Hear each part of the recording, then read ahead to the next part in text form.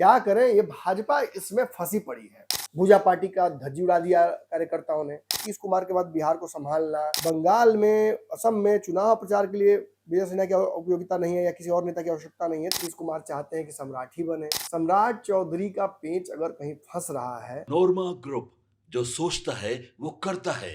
आपके अपने सपनों का आशियाना। नमस्कार, भारत लाइव देख रहे हैं आप।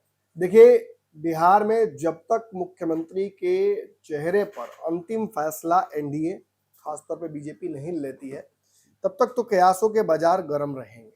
कई नाम सामने हैं, मैंने कई बार आपको वो नाम बताए भी हैं। कुछ नाम जुड़ जाते हैं, कुछ कट जाते हैं, कुछ नए नामों की चर्चा होने लगती है। हर नाम के पीछे अपना तर्क है, लेकिन इस बात से कोई भी पत्रकार, कोई भी विश्लेषक, कोई भी जानकार व्यक्ति बिहार की राजनीति का आंखें नहीं फेर सकता है कि सम्राट चौधरी हर समीकरण पर फिट बैठ रहे हैं और काफी भारी पड़ रहे हैं। यानी मुख्यमंत्री की, बीजेपी के मुख्यमंत्री की, एनडीए के अगले मुख्यमंत्री की रेस में सम्राट चौधरी किसी भी नेता से, किसी भी प्रतिद्वंदी से बहुत आगे हैं। लेकिन यहां भी लगा हुआ है, सम्राट चौधरी का पेंच अगर कहीं फंस रहा है तो वो है केवल लवकुश ओबीसी रिपिटेंसी को लेकर। यानी बाकी जातियों को भी नेतृत्व का मौका चाहिए। 202 विधायक आपको दिए गए हैं, अब 201 है, तो बदले में सब समाज को कुछ ना कुछ रिप्रेजेंटेशन चाहिए ना। एक तरफ जहां कुशवाहा का कर्ज, त्रिवेणी संगम का क्लॉज, वहीं दूसरी तरफ बाकी जातियों के साथ कोई भेदभाव ना हो, इस मंथन में भाजपा फंसी हुई है। कोई कहता है कि संघ तैयार नहीं है, कोई कहता है नीतीश कुमार चाहते हैं कि सम्राट ही बने, कोई कहता है कि प्रेम कुमार या ईबीसी से हरि सहनी या रमा निषाद या कोई और बन सकता है। कोई राजपूत समाज के श्रेयसी सिंह का नाम लेता है, कोई मंगल पांडे का नाम लेता है, कोई नित्यानंद राय का नाम लेता है, और सभी नाम में लॉजिक भी है। सभी के पीछे भाजपा के किसी ना किसी राज्य में लिए गए फैसले का समीकरण फिट बैठता है। लेकिन इतना आसान भी नहीं है ये फैसला लेना। मैं बार बार बोल रहा हूं कि 70% मैं कंफर्म मान रहा हूं कि बिहार में अगला मुख्यमंत्री सम्राट चौधरी ही बन रहे हैं। बंगाल में स्टार प्रचारकों की लिस्ट को देखिएगा तो वहां भी लगभग ये क्लैरिटी आपको मिल जाती है।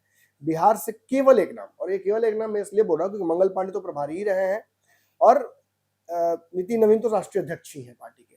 तो बिहार से वास्तविक तौर पर केवल एक ही नाम है और वो सम्राट चौधरी का है। विजय सिन्हा का भी नाम हो सकता था, लेकिन ऊपर की पार्टी के नेता ये मानते हैं कि विजय सिन्हा की बहुत उपयोगिता वहां नहीं है। तो जब बंगाल में, असम में चुनाव प्रचार के लिए विजय सिन्हा की उपयोगिता नहीं है या किसी और नेता की आवश्यकता नहीं है, तो फिर मुख्यमंत्री की कुर्सी के लिए भी तो वही थ्योरी लागू होगा ना।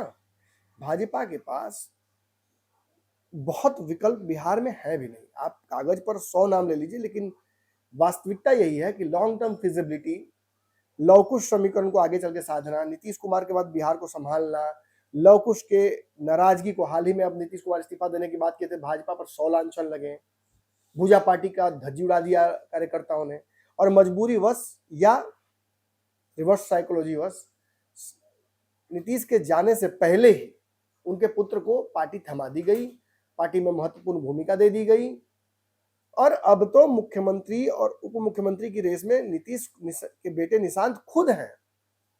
आप सही सुन रहे हैं, निशांत भी मुख्यमंत्री की रेस में हैं। यह अलग बात है कि चर्चाएं इस बात के बारे में भी बार बार आ रही हैं कि निशांत अभी डिप्टी सीएम तक बनने के लिए तैयार नहीं है। इनफैक्ट वो मंत्री भी नहीं बनना चाहते हैं। वो तो ये चाहते हैं कि उन्हें राजनीति में कुछ और गुर सीखने का, संगठन का मौका मिले और धीरे धीरे योग्यता काबिलियत के हिसाब से वो अपनी जिम्मेवारी पकड़ लेंगे। लेकिन क्या इतना समय नीतीश कुमार की कुर्सी छोड़ने के बाद जदयू और नीतीश कुमार को मिल पाएगा कि वो ग्रूम कर अपने बेटे को? पिछले 2 सालों से लगभग ये सुगगाहट है। मैंने आज से 2.5-3 साल पहले एक पंचनामा किया था जिसमें मैंने यही समीकरण बताया था कि निशांत की एंट्री तो कंफर्म है और अगली सरकार जो बनेगी उसमें नीतीश कुमार की जगह अगर उनके पुत्र ही बन जाए डिप्टी सीएम या मंत्री या मुख्यमंत्री, तो कोई बहुत बड़ी बात नहीं होगी। और अंततः देखिए, घुमा फिरा के चीजें वही हुई। थोड़ा समय जरूर लगा। कहने का मतलब यह है कि बिहार में इस वक्त सबसे जो बड़ा यक्ष प्रश्न है उसका जवाब तो आने वाले समय में मिलेगा। हम आज 8 तारीख के आसपास हैं। आगे नीतीश कुमार का दिल्ली जाना, कल इस्तीफा देना, माफ कीजिएगा, इस्तीफे से पहले राज्यसभा का सदस्यता लेना, उसके बाद पार्टी के नेताओं से बैठक करना, भाजपा की भी एक बैठक होना, मुख्यमंत्री की मुलाकात अमित शाह से होना, उसके बाद उनकी मुलाकात प्रधानमंत्री से होना, और ये एक टाइमलाइन के तहत ही फिर पटना गांधी मैदान भी तैयार किया जा रहा है कि अगले मुख्यमंत्री का शपथ ग्रहण भी यहीं होगा। हो सकता है उसमें, हो सकता है क्या, कंफर्म है, वहाँ प्रधानमंत्री और अमित शाह दोनों मौजूद रहेंगे, बाकी राज्यों के मुख्यमंत्री भी हो सकते हैं। भाजपा के लिए बहुत बड़ी जीत होगी यदि वो बिहार में अपना मुख्यमंत्री, जैसा कि लग भी रहा है, दे देती है तो। लेकिन ये फैसला है ना, बहुत कठिन है, इतना आसान नहीं है। जब बहुत दिन से आप भूखे हो और आपके सामने बुफे रख दिया जाए तो बहुत कंफ्यूजन हो जाता है। मीठा खाएं, नमकीन खाएं, वेजिटेरियन खाएं, नॉन वेजिटेरियन खाएं, स्वादिष्ट खाएं या पौष्टिक खाएं, क्या करें? ये भाजपा इसमें फंसी पड़ी है, और कई फॉरेन एलिमेंट्स भी हैं इन फैसलों को बाधित या प्रभावित करने वाले। सारे जातियों को रिप्रेजेंटेशन का मौका भी चाहिए। मैंने कहा ही, एक तरफ कुशवाहा का कर्ज उतारना है, वहीं दूसरी तरफ एक बड़ी समस्या है, जो सवर्ण, दलित और ईबीसी ने इतनी संख्या पहुंचाई विधायकों की, उनको क्या दीजिएगा? कहीं ऐसा नहीं कि वो बोले कि हमें तो मिला ही नहीं कुछ। एक और समस्या है, जदयू के पास अगर डिप्टी सीएम जा रहा है तो एक डिप्टी सीएम ही हो सकता है। हालांकि आज पंचनामा में मैं एक ऐसे समीकरण की चर्चा भी करूंगा जो लगभग बिहार के सियासी गलियारों में खूब चर्चा हो रही है समीकरण की। मतलब उस समीकरण को 3C कहा जा रहा है। इस खबर खत्म होने के बाद आप पंचनामा जरूर जाके देखिएगा, लेकिन तब तक ये 3C ना, आप इस कमेंट सेक्शन में आके जरूर बताने की कोशिश कीजिएगा कि वो 3C है क्या। मैं देखता हूँ आप लोग भी कितना बिहार की राजनीति को पकड़ पा रहे हैं। तो निशांत डिप्टी सीएम, अब तक तो यही लग रहा है।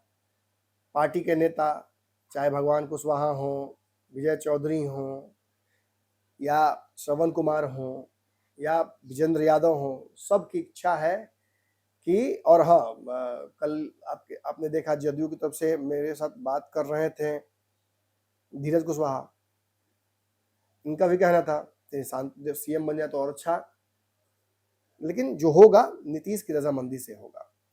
तो भैया, निशांत यदि मान लेते हैं कि डिप्टी सीएम बनते हैं तो क्या समीकरण होगा, कैसे सब कुछ होगा? देखिए, इसको लेकर भी पूरी चर्चा हो चुकी है।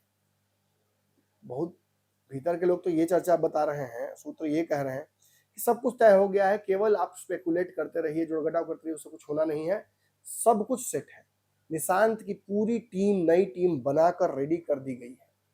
विजय चौधरी से लेकर अलग अलग नेताओं को ये जिम्मेवारी दे दी गई है, और इनमें से कई नेताओं से 1-to-1 डेली मुलाकातें हो रही हैं, डेली बैठकें हो रही हैं निशांत की जो नई टीम है, इसमें ब्राह्मण, राजपूत, दलित, कुशवाहा और कई ईबीसी के चेहरों को रखा गया है। 3 मुसलमानों को भी, मुस्लिम चेहरों को भी निशांत के आसपास रखा गया है। और इस टीम की पूरी कल्पना जो की गई है, इसे 32 लोगों की टीम बनाई गई है। 32 कोर लोगों का कोर ग्रुप निशांत के आसपास काम करेगा। इसमें से 8 बिहार में मंत्री बनेंगे। जो वर्तमान सरकार बनेगी, जिसमें जो भी रोल हो निशांत का, चाहे वो ना भी हो, 8 ऐसे मंत्री होंगे जो सीधे सीधे निशांत के टीम के होंगे, इन्हें रिपोर्ट करेंगे। ये युवा होंगे। सबसे बड़ी काबिलियत इनकी ये है, ये निशांत के एज ग्रुप से थोड़ा आगे पीछे होंगे। इस निशांत के मिजाज को समझेंगे, निशांत की राजनीतिक आवश्यकताओं को समझेंगे, क्या कार्यक्रम होना चाहिए निशांत का, कैसे जनता के बीच जाना चाहिए उन्हें, आगे चल के आने वाले सालों में निशांत को कैसे प्रमोट करना है, बिहार में जो काम होंगे एनडीए के दौरान उसका क्रेडिट, उसमें कार्यक्रम, उसमें रूपरेखा, कैसे प्रमोशन निशांत को देना है सरकारी अखबारों में, प्रिंट मीडिया में, डिजिटल में, इसकी भी रणनीति बनाई जा रही है। और निशांत को तैयार कर लिया गया है कि वो डिप्टी सीएम की जिम्मेवारी निभाएंगे। फिर कह रहा हूं, हो सकता है कि वो इससे अपने आप को पीछे खींच ले, क्योंकि उन्हें बार बार वो कह रहे हैं कि उन्हें समय चाहिए। लेकिन ये 32 लोगों की टीम में 8 विधायक, 4 से 5 पूर्व IAS IPS, जिनको निशांत को केवल प्रशासनिक गुर सिखाना, उन्हें ब्यूरोक्रेसी के साथ डील करना सिखाने के लिए एक टीम बनेगी।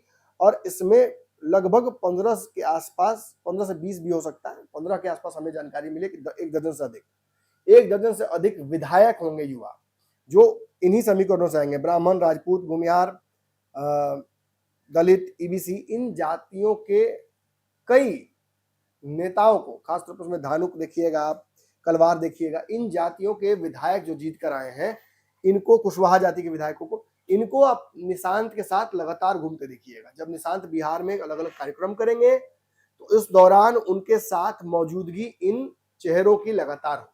आप आसपास आजकल में भी देखिएगा तो कई ऐसे चेहरे जो मैं चिन्हित कर रहा हूं, उस प्रोफाइल से मिलते जुलते कई चेहरे आपको नजर आएंगे।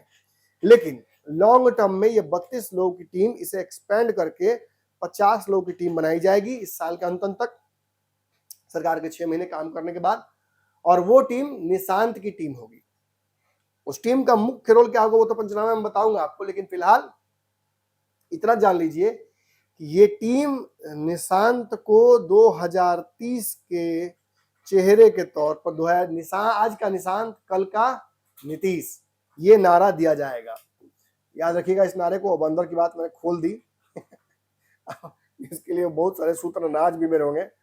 आज का निशांत, कल का नीतीश।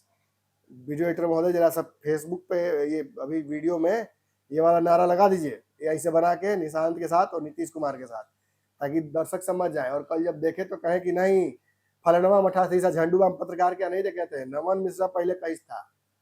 तो चलिए, कम से कम आपको मैंने ये क्लैरिटी दे दी कि निशांत और उनके टीम का रोल क्या होगा, इसके जातीय समीकरण क्या होगा, इस टीम के लोगों की खासियत क्या होगी। मुख्यतः इशारों में कहूं या खुल के कहूं, निशांत को 2030 में बिहार संभालने के लिए तैयार रहना चाहिए। ऐसी ये टीम काम करेगी और इस टीम की रूपरेखा बहुत सोच समझकर बनाई गई है। फिलहाल अगर बन जाती है सरकार, इसमें मुख्यमंत्री बन जाते हैं बीजेपी के, तो सबसे बड़ी चुनौती बीजेपी के लिए यही होगी कि कैसे वो बाकी जातियों को समझाएगी। अब इसी में कहीं ना कहीं सम्राट चौधरी का एक नेतृत्वकर्ता, एक लीडर के तौर पर काबिलियत, एग्जाम्पल, यानी कहा जाता है कि टेस्ट उसका होगा। और जो एग्जाम्पल वो सेट करेंगे वही प्रोसीडिंग्स पार्टी की होंगी, वही भविष्य पार्टी का तय करेगी। तो इस खबर में इतना ही। अगली खबर में जल्दी मुलाकात करते हैं। फिलहाल अगले पंचनामा का इंतजार कीजिए। धन्यवाद। आपके सपनों को हमने सजाया है, ई होम्स पैनोरामा को हमने बनाया है। ई होम्स मेरा एक सपना था जिसपे मैं पिछले 4 साल से काम कर रहा था। हमने जो बनाया है वो सबने है माना। ई होम्स पैनोरामा में हो आपका भी आशियाना। और फाइनली हमने 2021 में इस प्रोजेक्ट को लॉन्च किया। बहुत लोग अप्रिशिएट कर रहे हैं कि पूर्णिया जैसे शहर में, बिहार के, एक तो बिहार की बात करें उसमें भी पूर्णिया जैसे छोटे जगह में इस तरह का लाइफस्टाइल देना, ये सुन के हम लोगों को बहुत अच्छा लगता है। ई होम्स में हमने कुछ और भी किया है, जैसे हम जिस जगह में रह रहे हैं हमारे फैमिली सिक्योर हो, उनको सिक्योरिटी का ध्यान में रखा है। आपकी सुविधा और सुरक्षा आपके लिए खास है, ये आपका विश्वास है। इसमें आर्टिफिशियल इंटेलिजेंस का 7 लेयर सिक्योरिटी का हमने इस्तेमाल किया है। लस ग्रीन कैंपस को बनाया है। यदि हमारा बाउंड्री वाल है तो वो वर्टिकल गार्डन है।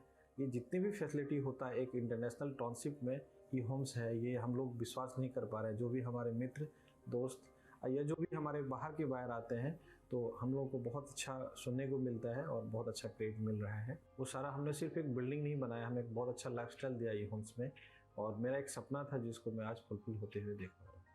ये आपका आवास है।